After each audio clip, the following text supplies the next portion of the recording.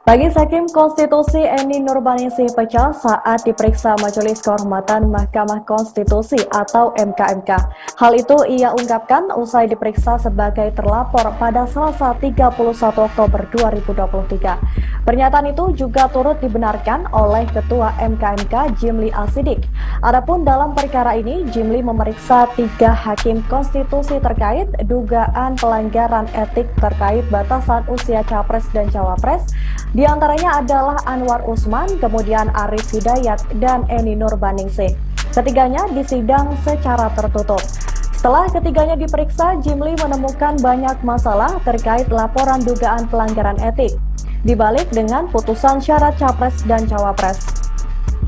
Namun demikian, Jimli masih belum bisa membeberkan hal apa saja yang dibahas dalam sidang pemeriksaan kemarin. Yang jelas, dalam sidang itu, ia juga membebaskan para hakim-hakim untuk mencurahkan isi hatinya. Di sisi lain, Jimli juga masih mengungkapkan ihwal apa-apa saja yang dibahas dalam sidang pemeriksaan itu secara umum. Mengingat sebelum sidang pemeriksaan terlapor, MKMK juga memeriksa para pelapor dalam sidang terbuka, seperti hubungan Ketua MK Anwar Usman dengan Presiden Joko Widodo hingga Hakim Konstitusi yang berbicara kepada publik soal perkara yang berkembang pasca putusan nomor 90. Sebagai informasi, selain memeriksa terlapor, MKMK juga melakukan sidang pemeriksaan terlebih dahulu terhadap pelapor pada pagi hari kemarin. Ada 4 pelapor yang diperiksa pada hari itu, di antaranya ex-Wakil Menteri Hukum dan HAM Denny Indrayana, kemudian 16 guru besar dan pengajar hukum tata negara dan hukum administrasi negara yang tergabung dalam Konstitusional dan Administratif Law, kemudian juga LBH Yusuf dan advokat Ziko Simanjuntak.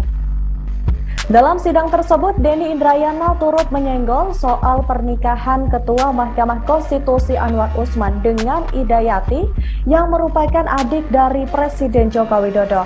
Ia melihat adanya intervensi Jokowi dalam ikatan keluarga itu yang mempengaruhi putusan MK nomor 90 yang melanggengkan Wali Kota Solo Gibran Rakabuming Raka menjadi bakal calon wakil presiden. Dalam kesempatan yang sama, Denny juga mengungkapkan ihwal putusan 90 ini terindikasi hasil kerja dari suatu kejahatan yang terencana dan terorganisir. Menurutnya, tingkat pelanggaran etik dan kejahatan politik yang dilakukan dalam perkara nomor 90 ini bersifat merusak dan meruntuhkan pilar kewibawaan MK. Sementara itu, untuk laporan Ziko tidak berkaitan langsung dengan perkara putusan nomor 90, namun masih berhubungan langsung dengan MKMK. Kemudian MKMK juga selanjutnya bakal memeriksa 2 pelapor dan 3 hakim konstitusi selaku terlapor. Di antaranya ada Saldi Isra dan Manahan Sitompul serta Suhartoyo.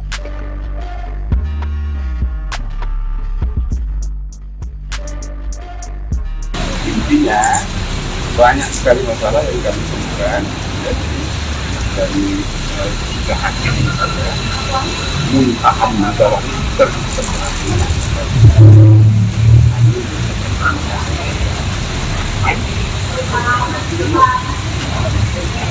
meskipun semua hakim ini terlapor tapi dari tingkat tuduhan pelanggaran yang berbeda. Nanti biar tahu mereka harapan yang lain supaya kepercayaan saling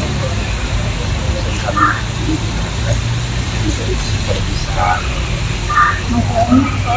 Banyak sekali masalahnya. Dari sidang tadi. Download Tribun X sekarang, menghadirkan lokal menjadi Indonesia.